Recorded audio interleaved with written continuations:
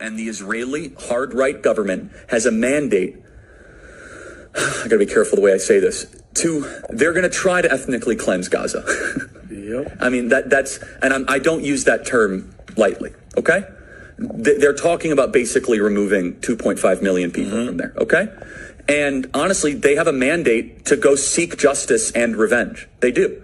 This idea that they need to have a truce or a peace treaty, that's morally crap after you see women and children be burned alive and dragged to the streets.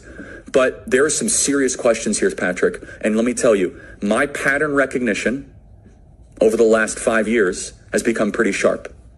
COVID, Maui fires, Epstein. When I see a story and it doesn't click, our guts are usually right. So I've been to Israel many times. The whole country's a fortress.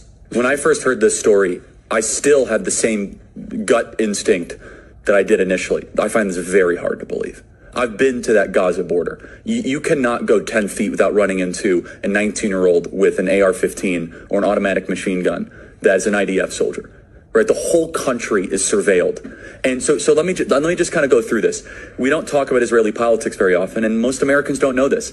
The last 9 months, Israel is on the brink of civil war. It's not an exaggeration. This judicial stuff, there were hundreds of thousands of Israelis taking to the streets because Bibi Netanyahu was basically redefining the Israeli constitution. That's not an exaggeration, right? He said the judicial branch has too much power. There were protests planned this week against Netanyahu, where they anticipated tens of thousands of people to take to the streets. That's all gone, Patrick.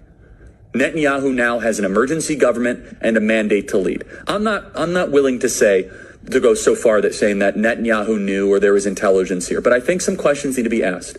Was there a stand down order? Was there a stand down order? 6 hours?